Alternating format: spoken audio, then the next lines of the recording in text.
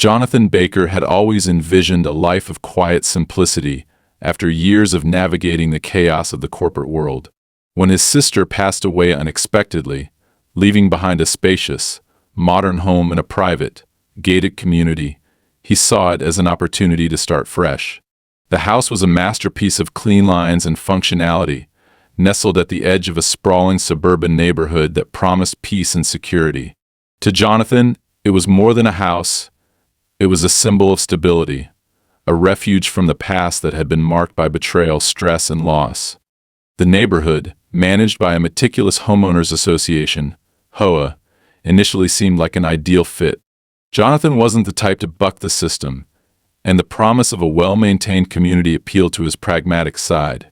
Rules didn't bother him; they were a small price to pay for the kind of order he sought in life.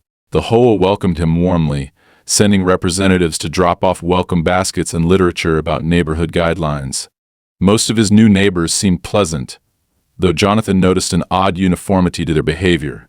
They greeted him with smiles that felt just a touch rehearsed, their conversations laced with subtle probing questions about his background, his job, and his plans for the house. Jonathan wasn't oblivious to the HOA's reputation. Stories about overzealous enforcement of rules, petty fines, and disputes over minor infractions had made their way into public discourse. But this HOA felt different, at least at first glance. They emphasized community values, cooperation, and safety, presenting themselves as more of a supportive network than a bureaucratic entity. It wasn't until Jonathan had settled into his routine that the cracks began to show. The first hint that something was off came late one night when Jonathan was working in his garage. He had converted part of the space into a small workshop, where he tinkered with prototypes for sustainable water filtration systems, a hobby and passion he had carried over from his engineering days. As he soldered a particularly stubborn piece of wiring, he caught a flash of light through the corner of his eye. Setting down his tools, he stepped outside, thinking perhaps it was a passing car. Instead, he saw a faint glimmer on the roof of the house opposite his own, as if someone was using a flashlight or reflective equipment. When he squinted, the light disappeared. The next morning, he shrugged it off as his imagination or maybe kids playing with gadgets. But later that day, as he cleaned the gutters, he noticed something far more alarming: a set of muddy boot prints leading across his roof. The sight sent a chill down his spine. Jonathan was meticulous about maintaining his home and property, and he was certain those tracks hadn't been there before. The footprints led to the edge of the roof and disappeared, as though someone had climbed up, spent some time there, and then quietly left. When he mentioned it casually to a neighbor, the man Mark, a middle-aged financial planner, offered a nonchalant response. "Oh, probably just HOA inspectors. They're thorough around here, maybe a little too thorough. But hey, it's all for our safety, right?" Mark's words unsettled Jonathan. He hadn't received any notice of inspections or maintenance work that would require anyone to be on his property, let alone his roof. Things escalated a week later when Jonathan received his first official correspondence from the HOA. It was a letter welcoming him again to the community, but also outlining new safety measures being implemented. The language was formal and vague, emphasizing the importance of enhanced neighborhood security due to recent concerns. What those concerns were, the letter didn't say. It also mentioned that certain homes, chosen based on their location and structural suitability, had been selected to support these security upgrades. Jonathan's house, it seemed, was one of them. The letter concluded with a section detailing his responsibilities as a cooperating resident. He was expected to allow periodic access to his roof and attic space for the installation and maintenance of equipment, though what equipment was not specified. If he had any questions or objections, he was encouraged to bring them to the next HOA meeting, scheduled in 2 weeks. The more Jonathan thought about it, the more it didn't sit right with him. His roof, his attic. Without even asking first, he scanned the letter again, but there was no mention of compensation or even an explanation of what these security measures entailed. Deciding he couldn't wait 2 weeks to address the issue, he called the HOA office directly. The woman who answered was polite but evasive. She assured him that everything was in line with community guidelines and that any objections would need to be formally addressed at the meeting. That night, Jonathan decided to take matters into his own hands. With a flashlight and ladder, he climbed back onto his roof. What he found confirmed his worst suspicions: a small, box-like device mounted near the chimney. It was sleek and unmarked, with wires trailing discreetly along the shingles, blending in with the roofing material. He touched it lightly, and the device emitted a faint hum. It was active, whatever it was. The following day, Jonathan decided to canvass his neighbors. He started with Mark, who seemed surprised but unconcerned when Jonathan described the device. "Yeah, I've got one of those too," Mark said, gesturing vaguely toward his own roof. "Don't know what it does, but HOA says it's top-notch tech. Something about keeping the neighborhood safe. Honestly, I'd rather not know the details." Jonathan's frustration grew. He spoke with 3 more neighbors, and their responses were eerily similar. Each of them shrugged off his concerns, repeating variations of the same phrases. "It's for the best, HOA knows what they're doing. It's safer this way." Their complacency unnerved him almost as much as the device itself. That night, unable to sleep, Jonathan sat at his kitchen table with the HOA letter spread out before him. He felt like he was missing something, like there was a piece of the puzzle he hadn't yet uncovered. Why would an HOA, even a particularly controlling one, go to such lengths? Why the secrecy? And why did his neighbors, many of whom seemed intelligent and independent, fall in line so easily? As he stared out the window, the faint hum of the device on his roof seemed to grow louder, filling the silence of the house. Something was very wrong in this neighborhood, and Jonathan had a sinking feeling that he was about to find out just how wrong. The unease Jonathan had felt since receiving the HOA letter deepened with each passing day. The mysterious device on his roof wasn't something he could ignore, yet every attempt to understand it only raised more questions. The hum was faint but constant, a low vibration that seemed to pulse in sync with his growing anxiety. Sleep became elusive, and the more Jonathan dwelled on the situation, the more he realized he was isolated in his concerns. None of his neighbors seemed to care, or worse, they seemed too afraid to question the HOA's actions. 2 nights after finding the device, Jonathan awoke to the sound of footsteps above him. His bedroom ceiling creaked faintly, and for a moment he thought he was imagining it. Then came the unmistakable sound of something metallic being dragged across the roof. He shot out of bed, his heart pounding, and grabbed the flashlight he kept in his bedside drawer. Peeking out the window, he saw shadows moving against the faint glow of the streetlights. Whoever was up there wasn't trying to hide. Jonathan stormed outside, adrenaline fueling his steps as he grabbed a ladder from the garage and leaned it against the side of the house. As he climbed, the cool night air stung his skin, sharpening his focus. He reached the top just in time to see 2 figures dressed in dark clothing disappearing over the edge of the roof, leaping down into the backyard of the adjacent house. They moved with practiced ease, not even pausing to look back. Jonathan swept the flashlight across the roof and saw the device had been altered. A small antenna now protruded from its side, blinking faintly red. He didn't sleep the rest of the night. Instead, he sat at the kitchen table, staring at his phone, debating whether to call the police. But what would he even say? 2 shadowy figures on his roof. A mysterious device he couldn't identify. It sounded absurd, and he doubted the authorities would take him seriously, especially if the HOA claimed the intruders were authorized to be there. By dawn, Jonathan decided he couldn't wait until the HOA meeting to get answers. The following morning, he marched to the HOA office, located in a modest brick building near the center of the neighborhood. The receptionist, a sharp-featured woman in her 40s, greeted him with a practiced smile that didn't reach her eyes. "How can I help you?" she asked, her tone flat. Jonathan placed the letter he'd received on the counter. "I have questions about this," he said, keeping his voice steady despite his rising frustration. "I didn't agree to have anyone on my roof, let alone install whatever that thing is up there. And last night, someone was on my property, making changes without my permission." The receptionist's smile faltered slightly, but she recovered quickly. "I'm sorry to hear about your concerns," she said, her voice taking on a mechanical quality. "But all equipment installations are part of the HOA's new security program. It's designed to ensure the safety of all residents, as outlined in your agreement." "I didn't agree to this," Jonathan interrupted, his voice hardening. "No one asked me, no one informed me, and I'm not comfortable with strangers climbing onto my roof in the middle of the night." She pressed her lips together, her expression shifting to one of faint irritation. "I understand your frustration, Mr. Baker, but this initiative is part of the community's efforts to prevent incidents. If you have further concerns, I suggest bringing them up at the next HOA meeting." Jonathan clenched his fists. "That's 2 weeks from now. What am I supposed to do in the meantime?" The receptionist's tone cooled. "The board will address all questions and objections during the meeting. In the meantime, we appreciate your cooperation. Have a good day."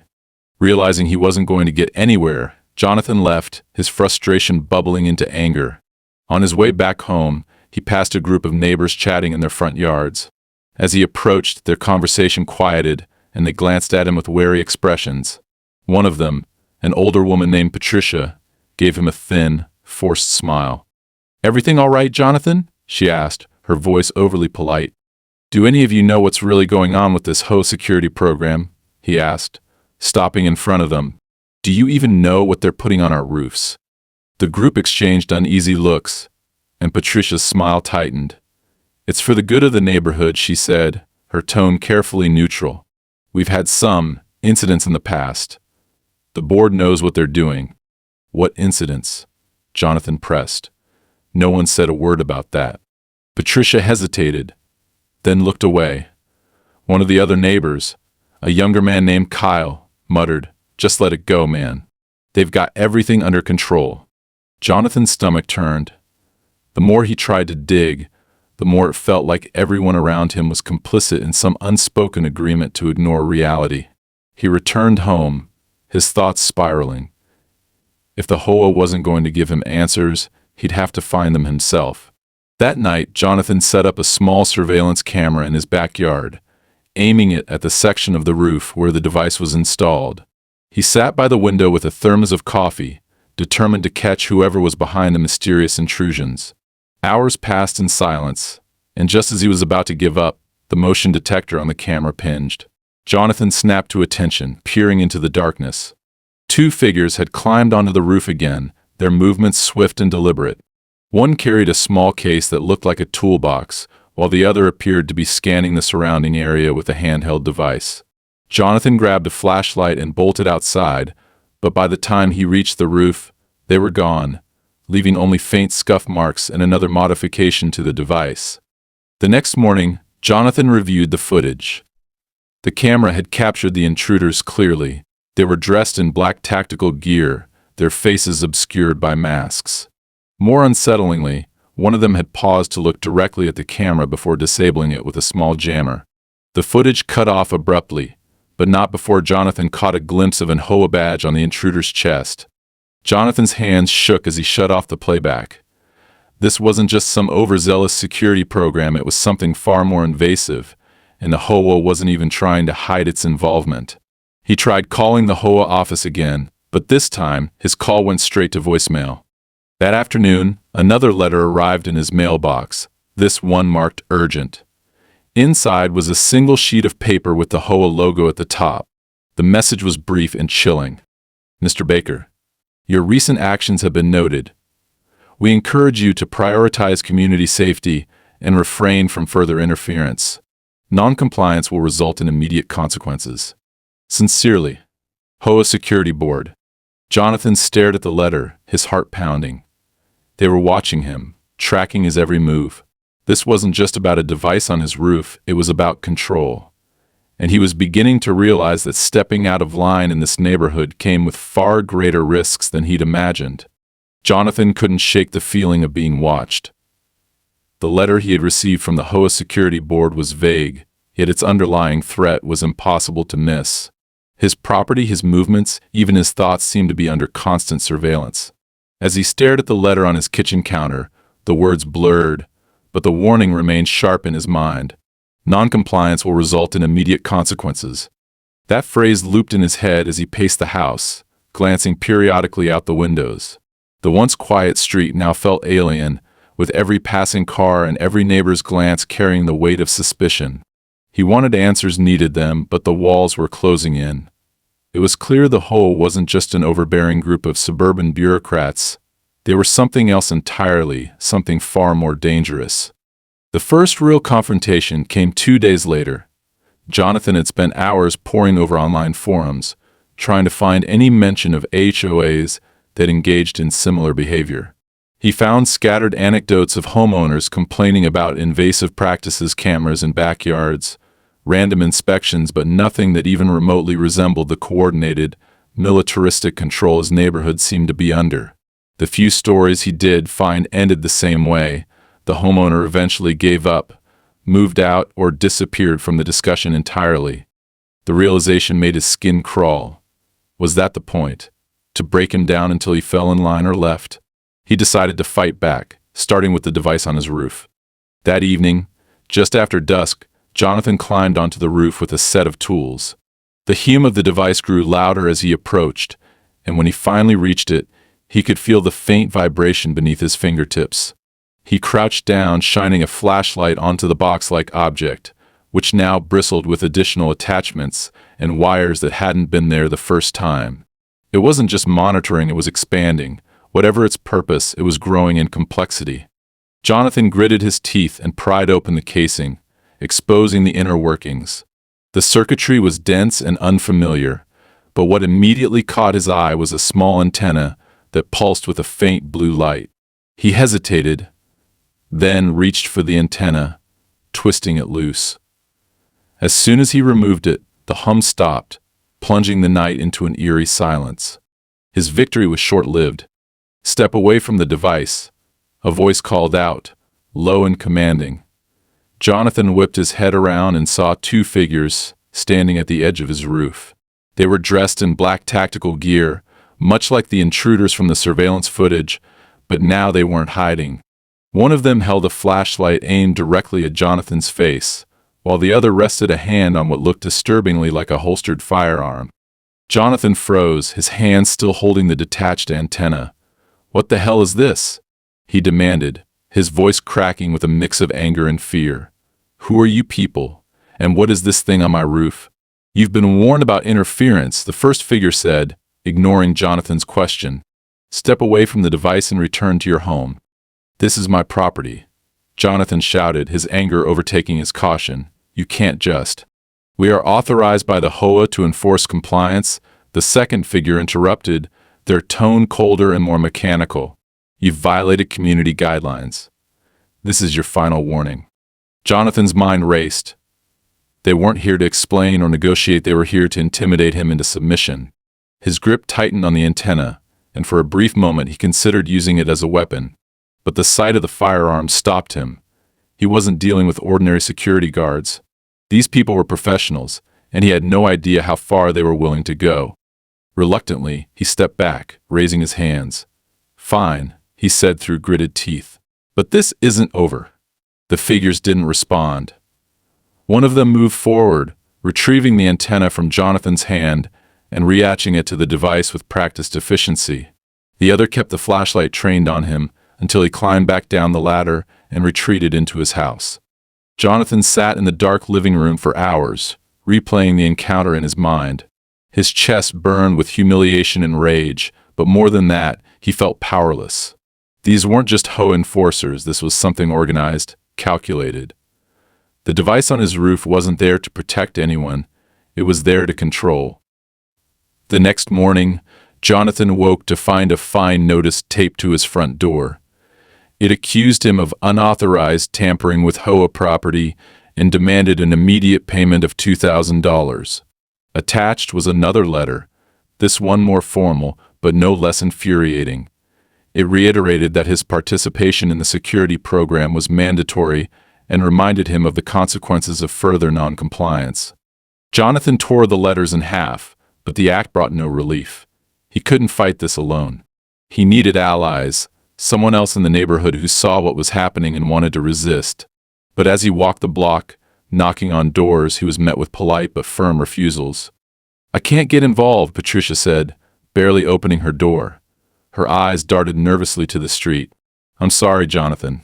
Just let it go." Kyle, the younger neighbor, was even blunter. "You don't know what you're dealing with, man. They don't play around. I'm not risking my family for this." The final blow came when he tried to approach Mark, the financial planner who had initially brushed off his concerns. Mark didn't even answer the door. Jonathan saw the curtains shift slightly, a shadow moving behind them, but no one came out. By the end of the day, Jonathan felt more isolated than ever. The neighbors weren't just complicit, they were afraid. Whatever the HOA had done to cement its authority, it had worked. As night fell, Jonathan returned to his roof, this time with a pair of wire cutters. He didn't care about the fines or the threats anymore. He was done playing by their rules. But as he approached the device, he stopped short. There was another box now, smaller but identical in design, mounted next to the original. Its blue light pulsed in perfect rhythm with the first, and Jonathan realized with a sinking feeling that the system was multiplying. Before he could react, his phone buzzed in his pocket. He pulled it out and saw a single text message from an unknown number. "We warned you." Seconds later, the power in his house went out. Every light, every appliance, even his phone charger, all dead. Jonathan stood frozen on the roof, illuminated only by the faint glow of the devices, which continued to hum softly in the darkness. Far below, at the end of the street, he saw two black SUVs pull to a stop. The doors opened in unison, and several figures stepped out, their silhouettes stark against the streetlights. They didn't rush. They didn't need to. Jonathan climbed down from the roof, his mind racing for an escape plan.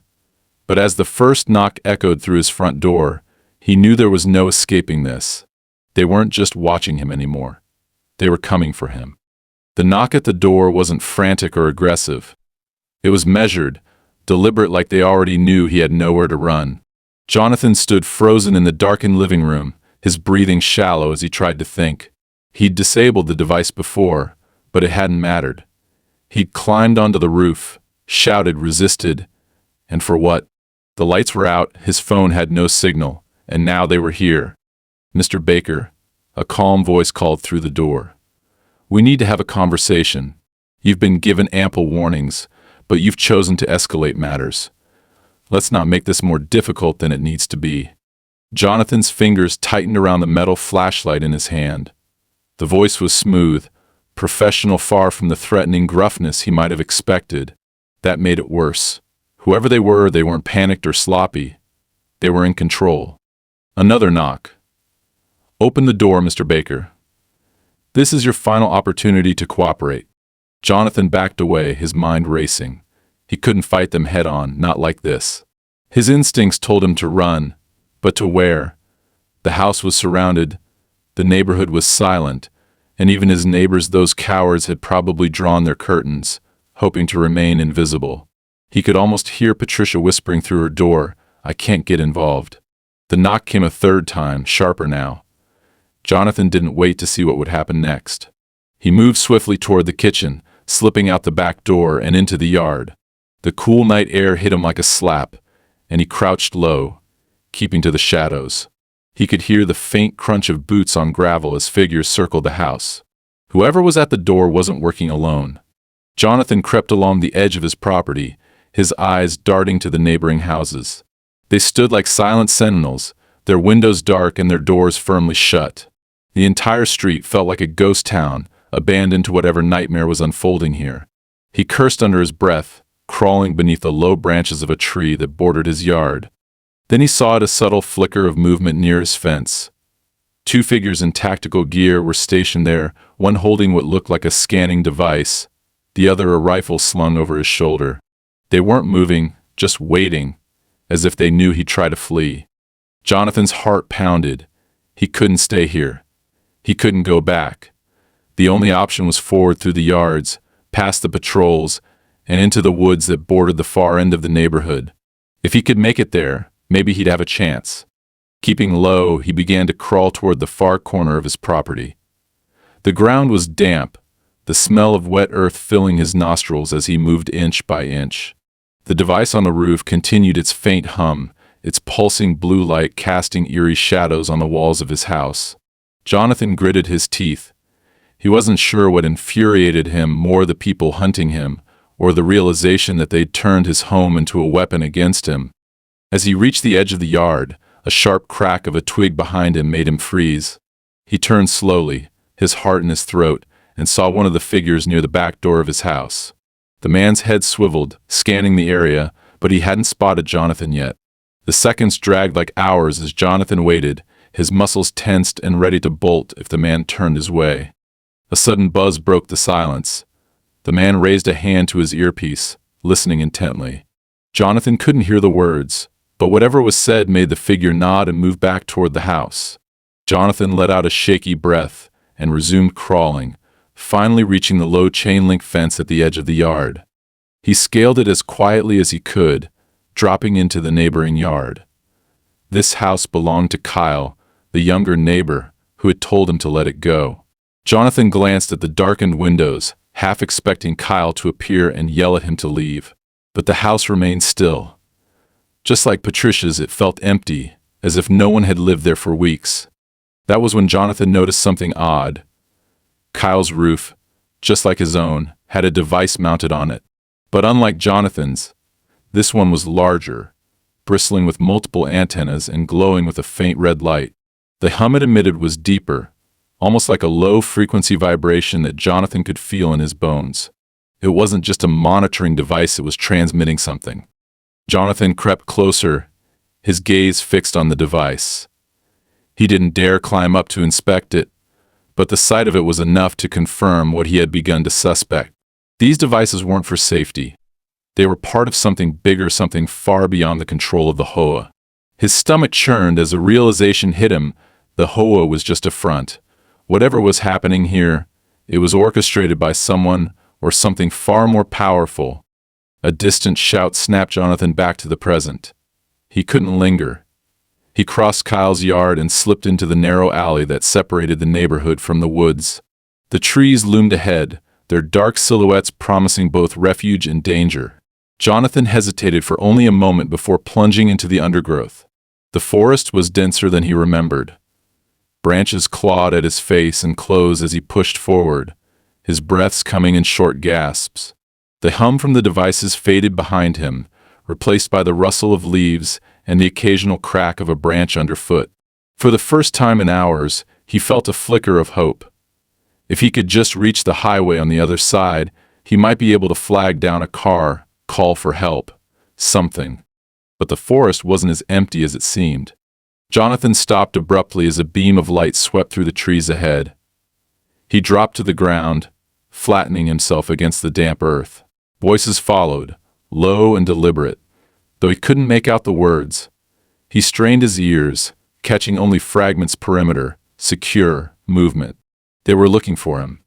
He waited until the voices faded, then crawled forward, inch by inch. His hands were slick with mud, his clothes torn and soaked, but he didn't care. All that mattered was getting out. Then, without warning, a sharp burst of static crackled through the air, followed by a voice, loud and clear. "Jonathan Baker, stop where you are." The sound came from everywhere and nowhere, amplified by hidden speakers mounted on trees. Jonathan froze, his blood running cold. "You are in violation of community security protocols," the voice continued.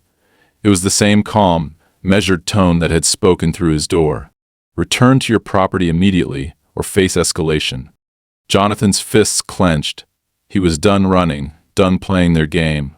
He scanned the forest floor, his eyes landing on a heavy branch that had fallen nearby.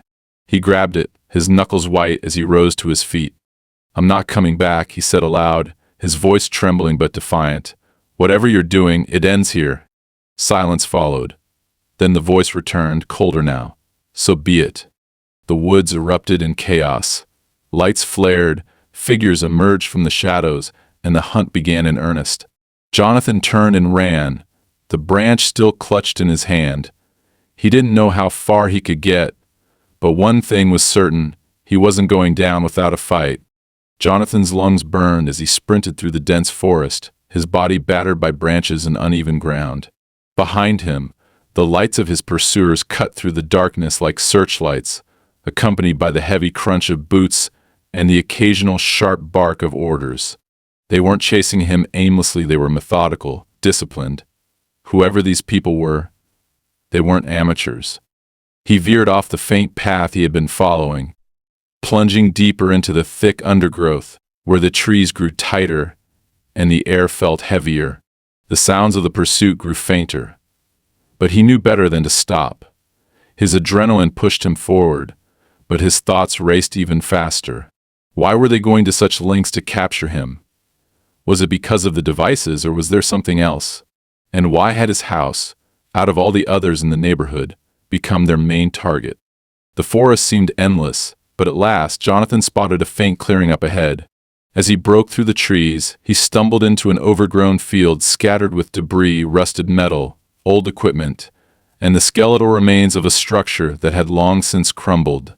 It wasn't until he saw a faded sign half buried in the dirt that he realized what he had found, the remnants of a decommissioned power station. His pulse quickened, but not from fear. The old building, though crumbling and overgrown, could offer him temporary shelter, maybe even a place to regroup and think. He scanned the perimeter, his ears straining for any signs of movement. When he was certain he was alone, he crept toward the largest structure, a concrete shell with shattered windows and a rusted metal door hanging off its hinges. Inside, the air was thick with the smell of decay and mildew. Shafts of moonlight streamed through cracks in the walls, casting jagged shadows on the floor. Jonathan moved cautiously, stepping over piles of debris and the occasional small animal skeleton. It wasn't much, but for now, it was safe. He dropped to the floor behind a large, overturned piece of machinery, his chest heaving as he caught his breath. The silence was deafening, save for the faint ringing in his ears. His thoughts churned, trying to make sense of everything. The devices, the patrols, the threats, all of it pointed to something much larger than a simple HOA initiative. This wasn't about neighborhood safety. It was about control, and Jonathan had somehow become the one variable they couldn't manage. His hands trembled as he reached into his pocket and pulled out the small flashlight he'd grabbed from the house. The light flickered as he scanned the room, illuminating faded warning signs and rusted control panels. On one wall, he noticed a cluster of graffiti scrawled in uneven, almost frantic handwriting. Most of it was incomprehensible names, dates, strange symbols, but one phrase stood out: they watch. They listen. Trust no one. Jonathan swallowed hard, his mind racing. Was this place connected to whatever was happening in the neighborhood? Had someone else tried to fight back and ended up here like him? His thoughts were interrupted by a faint sound of rhythmic tapping, like metal against stone. He killed the flashlight instantly, plunging the room into darkness. The sound grew louder, closer, until it was just outside the building. Jonathan's muscles tensed as he gripped the piece of broken pipe he had picked up earlier. He didn't know who or what was out there, but he wasn't about to go down without a fight. A shadow moved past the nearest window, then another. There were at least two of them. Their movements were deliberate, their flashlights sweeping the room with precision. Jonathan held his breath, pressing himself against the cold metal of the machine he was hiding behind. The beam of a flashlight swept over his hiding spot, lingering for a moment before moving on. The figures stepped inside, their boots crunching on the debris-strewn floor. Jonathan tightened his grip on the pipe, his heart pounding in his ears. He couldn't see their faces, but their silhouettes were unmistakably similar to the ones who had been on his roof. These were the same people who had chased him from his home, and now they were here, hunting him like prey. "Area's clear," one of them said, their voice muffled but calm. "Move on to the next sector," another replied. He couldn't have gotten far. Jonathan waited until the footsteps faded before exhaling shakily. He had narrowly avoided capture, but he knew they wouldn't give up that easily. They were systematically searching the area, and it was only a matter of time before they found him. He had to keep moving. As he crept out of the building, he noticed something glinting in the moonlight near one of the abandoned vehicles in the clearing. It was a small, black device, no larger than a cell phone, with a blinking red light. He recognized it immediately. It was similar to the ones on his roof and his neighbors. But this one was different. It had a small screen displaying a series of coordinates and a timer counting down from 15 minutes. Jonathan's stomach sank. This wasn't just a monitoring device, it was a tracker. They had been using it to follow him the entire time. Without thinking, he grabbed the device and slammed it against the side of the vehicle, shattering the screen and silencing the blinking light. The relief was short-lived, however, as the sound of footsteps returned, faster and more frantic than before. They had noticed the tracker was offline. Jonathan bolted toward the tree line, his legs screaming in protest as he pushed himself to move faster. He could hear shouts behind him, orders being barked as the figures gave chase. His mind raced, trying to formulate a plan, but all he could think about was escape. As he stumbled through the forest, a sudden thought struck him: the old tunnel. It had been years since he'd seen it, but he remembered his sister mentioning an abandoned storm drainage tunnel that ran beneath the neighborhood. If he could find it, he might be able to use it to disappear and possibly even find more answers about what was really going on. The entrance to the tunnel was hidden behind a cluster of overgrown bushes, marked only by a rusted metal grate. Jonathan yanked it open, the hinges groaning in protest, and slipped inside just as the beams of flashlights cut through the trees behind him. The air inside the tunnel was damp and stifling, the faint trickle of water echoing off the concrete walls. Jonathan moved as quickly as he could, his footsteps splashing in the shallow water. The tunnel stretched on endlessly, twisting and turning until he lost all sense of direction. Eventually he came to a fork. One path continued forward, while the other veered sharply to the left. Jonathan hesitated, his instincts screaming at him to make a choice. He was about to head left when he noticed faint markings on the wall scratches that formed an arrow pointing forward. Trusting his gut, he followed the arrow, the sound of his pursuers fading behind him. After what felt like an eternity, the tunnel opened into a large chamber filled with old machinery and rusted pipes. In the center of the room was a metal table covered in papers and electronic equipment. Jonathan approached cautiously, his eyes scanning the area for any signs of movement. The papers on the table were covered in diagrams and notes, but one phrase caught his attention immediately: Phase 2 deployment complete. Before he could process what it meant, a voice echoed through the chamber. "You weren't supposed to find this." Jonathan spun around, his heart hammering. Standing in the shadows was a man in a suit, his face obscured but his presence unmistakably menacing. "You should have stayed in your lane, Mr. Baker," the man said, stepping closer. "Now, you've seen too much." Jonathan raised the pipe in his hand, his voice steady despite the fear coursing through him. "You're not taking me." The man smirked, his calm demeanor unnerving. "Who said we needed you alive?" The lights in the chamber flickered, and Jonathan braced himself for what was coming next. The lights in the chamber flickered again, casting distorted shadows across the walls. Jonathan gripped the pipe tightly, his knuckles white, his heart thundering in his chest. The man in the suit stepped forward, his polished shoes tapping softly against the damp concrete floor. He didn't look hurried, nor did he appear afraid. If anything, his calm demeanor made him all the more menacing. "You've gone farther than we anticipated," the man said, his voice carrying an eerie detachment. "Most people fold by now. They complain, they protest, and eventually they comply. But you've proven to be uniquely stubborn." Jonathan didn't respond.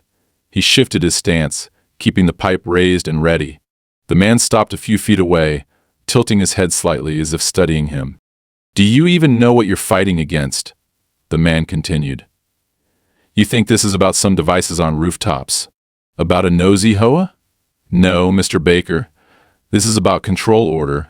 We're building something far greater than this small neighborhood, and you're just one piece of a much larger puzzle." Jonathan's grip tightened. "I don't care what you're building.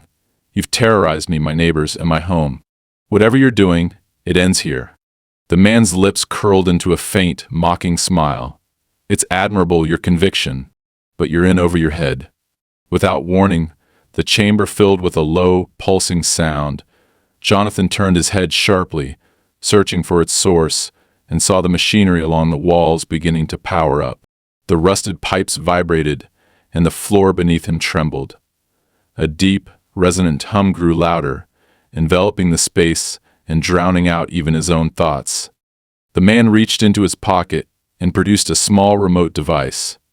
"You've seen the perimeter systems, the surveillance nodes, the coordinated patrols," he said, his voice barely audible over the hum.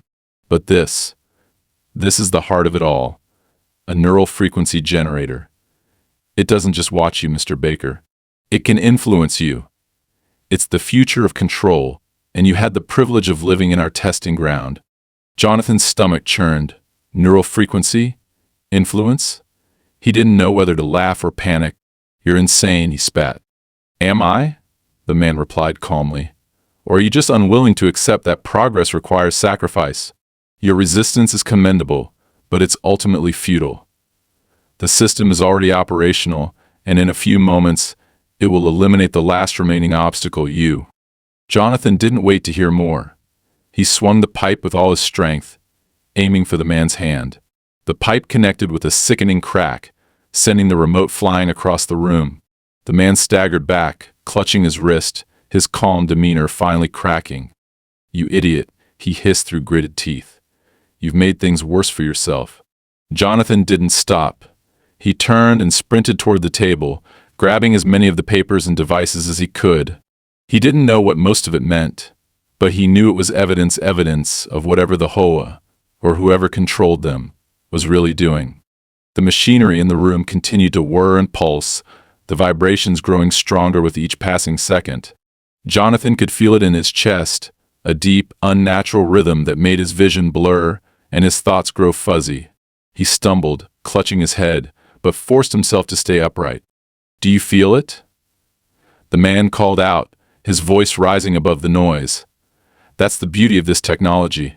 It's not just physical control, it's psychological. Soon you won't even remember why you were fighting." Jonathan's vision swam, but his anger burned hotter than the confusion clouding his mind.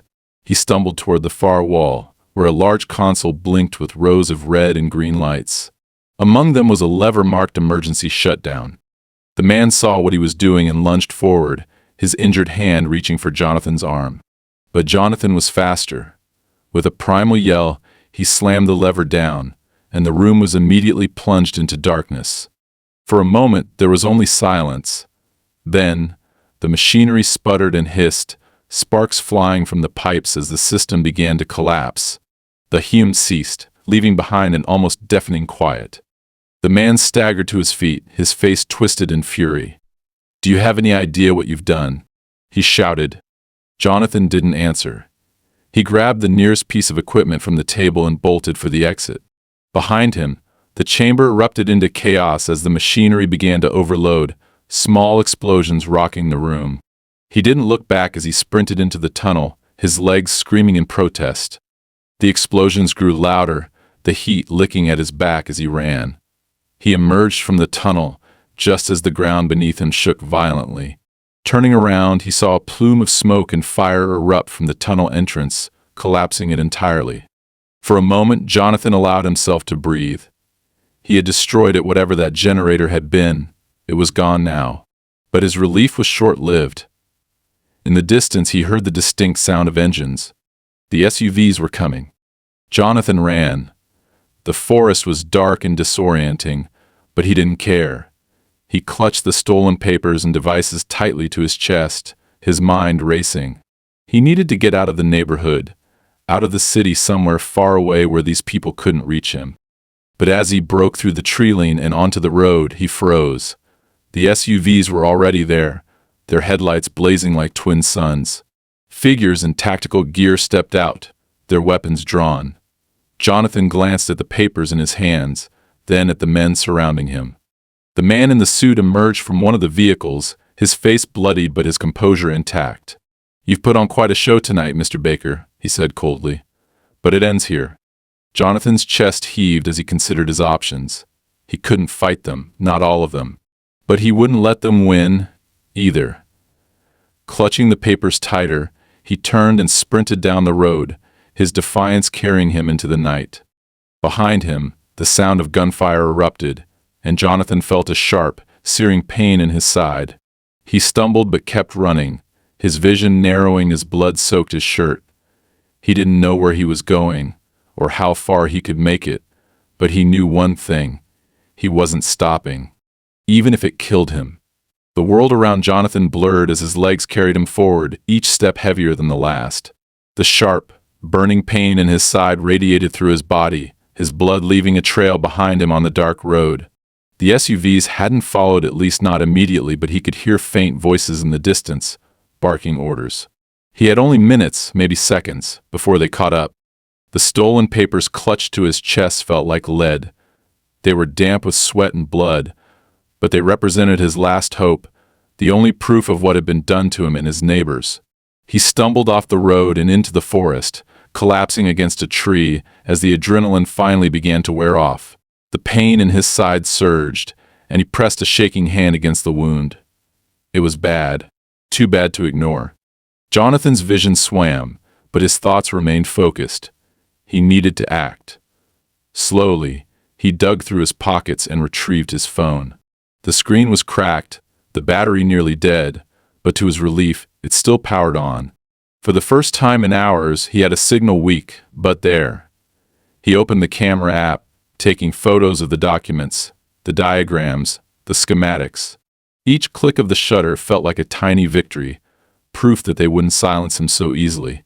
He attached the images to an email and began typing, his fingers trembling as he entered the addresses of every journalist, activist group, and whistleblower website he could think of. His breathing grew shallow, his vision dimming, but he forced himself to stay awake, to finish. "People deserve to know," he muttered through gritted teeth, hitting send just as the faint sound of engines reached his ears again. Jonathan dragged himself to his feet, the world spinning as he stumbled deeper into the forest. He couldn't stop now. If they found him with the documents, everything he'd done would be for nothing.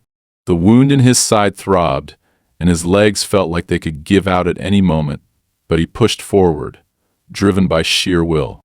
The headlights pierced the darkness behind him, the sound of tires crunching gravel growing louder. He turned, catching a glimpse of the SUVs weaving through the trees. They were closing in. Jonathan's breathing quickened as he spotted a narrow stream ahead, its icy water glinting faintly in the moonlight. Summoning the last of his strength, he plunged into the stream, letting the freezing water shock his body into focus. He half waded, half crawled downstream, the sound of his pursuers growing fainter. He didn't know if they'd lost him, or if they were just regrouping, but for the first time in what felt like hours, he allowed himself to collapse on the rocky bank. The documents were gone, carried downstream by the current. But it didn't matter. The photos were out there now, scattered across the digital ether. Whether anyone would believe him or even see them was a question he couldn't answer. As dawn broke, Jonathan awoke to the faint warmth of sunlight on his face. His body ached, his clothes were soaked and torn, but he was alive. The road stretched ahead of him, empty and quiet. He pulled himself to his feet, one agonizing movement at a time, and began walking. By the time he reached the edge of the nearest town, he was little more than a shell of himself, his body battered and his mind frayed. He entered a small diner, its fluorescent lights a jarring contrast to the chaos he'd escaped. The waitress gave him a concerned look but didn't ask questions as she poured him a cup of coffee. As he sat there, staring at the swirling liquid, a television mounted in the corner caught his attention. The local news was on, covering some mundane story about a missing pet. No mention of the emails, the photos, or the neighborhood that had turned into a battlefield. Jonathan's chest tightened. Had it all been for nothing? He was about to turn away when the screen cut to a breaking news alert. The anchor's tone grew serious as she reported on a series of leaked documents exposing a shadowy operation tied to suburban HOAs. Images of the schematics and diagrams he had sent flashed across the screen, followed by a grainy photo of one of the rooftop devices. Jonathan's breath caught. The words "federal investigation" and "ongoing inquiry" scrolled across the ticker at the bottom of the screen. It wasn't much, but it was something. He sat back in the booth, exhaustion washing over him. The fight wasn't over, but for the first time, he felt a sliver of hope. The system that had tried to destroy him was vast, powerful, and insidious, but cracks were beginning to show. As the waitress refilled his coffee, Jonathan allowed himself a moment of stillness. He didn't know what would come next, whether he'd spend the rest of his life running, or if the people behind this would face justice, but he knew one thing for certain: they hadn't won.